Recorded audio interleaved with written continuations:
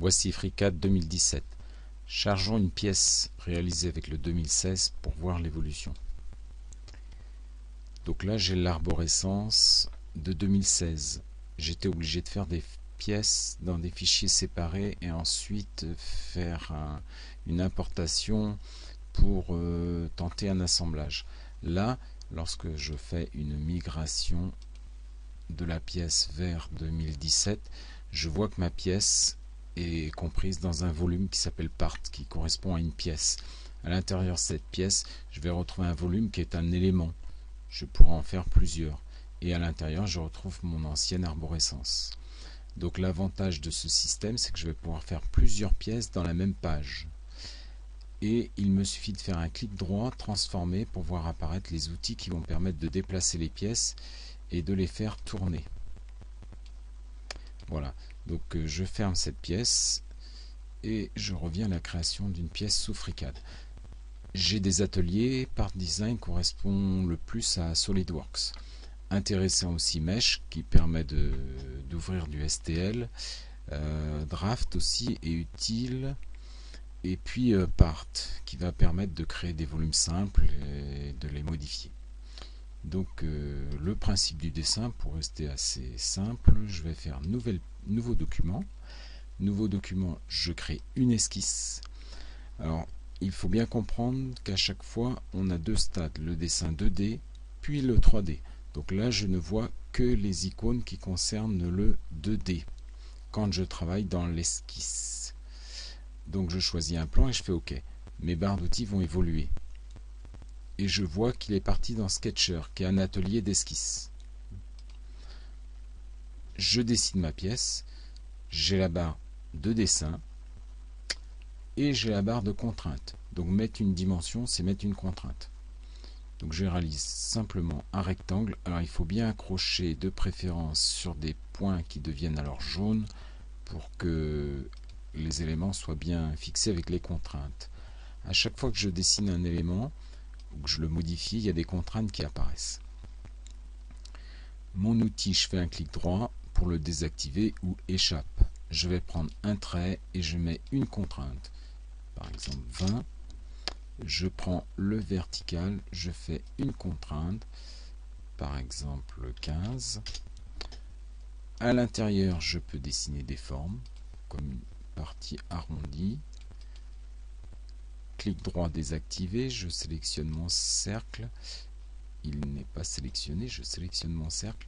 Je mets une contrainte de rayon, OK. Ensuite, je peux mettre une contrainte de position. Je prends ce point-là, je prends le point d'origine et je mets une contrainte de distance. Donc ça fait 20, 10 pour le mettre au centre parfaitement.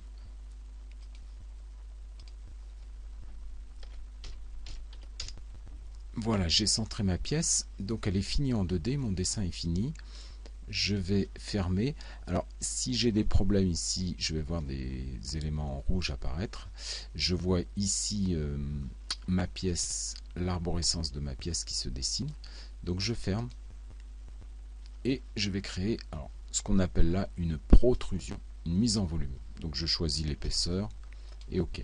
Donc ma pièce est faite.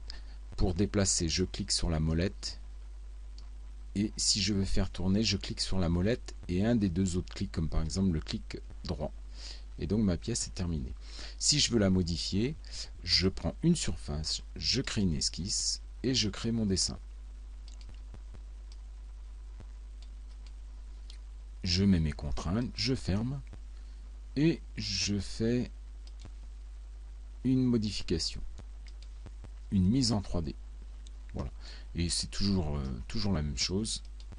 Je prends ma surface, je me fais mon esquisse, je passe ensuite en 3D. Alors, dans l'arborescence ici, on va apercevoir que chaque esquisse est rattachée à un élément 3D. Donc avec les élèves, si vous voyez des esquisses qui n'ont pas d'élément 3D, alors qu'on n'est plus en Sketcher, en esquisse, ça veut dire qu'ils ont fait des esquisses pour rien. Donc il suffit de cliquer dessus, de les supprimer. Ce qu'il faut comprendre aussi avec FreeCAD, c'est que le dernier élément fabriqué contient tous les autres.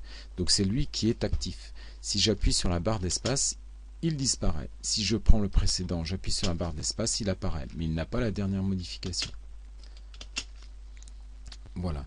Donc la partie Sketcher est mise en 3D terminée. Un petit regard sur Part. Donc Part permet de faire des éléments comme des sphères rapidement. Et ici on va trouver toutes les informations concernant cette sphère avec un onglet vue et un onglet données. Donc si je sélectionne ma sphère, je vais avoir ici la possibilité de modifier les placements. Bien sûr, je peux faire un clic droit transformé comme précédemment pour la bouger manuellement. Mais je peux faire ça de façon plus précise ici avec la position. Donc ici, si je vais en X, elle va se déplacer. Ici, j'ai le diamètre. Pareil, si je l'augmente, ma sphère va augmenter. Alors, je ne le vois pas là, mais quand je vais cliquer ailleurs, boum, elle s'agrandit, et ainsi de suite. Donc tout est paramétrable ici, je peux faire différentes formes. Je peux faire aussi des soustractions d'éléments.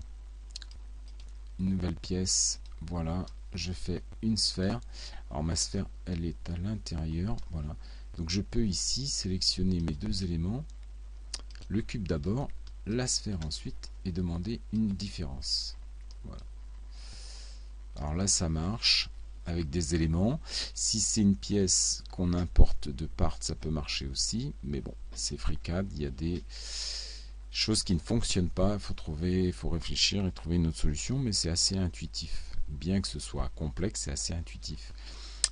Autre élément, par exemple, si je fais une pièce comme ça, voilà, un cube, je peux le prendre, sélectionner une surface, et ici j'ai un outil qui va directement m'en faire une boîte. Voilà, j'arrête là pour... non, je vais avoir un autre chose là qui est intéressant, c'est la partie Sketch. Draft. Donc dans Draft, je vais pouvoir faire des écritures avec le S pour dessiner sur une pièce, mais je peux aussi, voilà, je vais passer aussi dans Images, et pas inintéressant dans Images.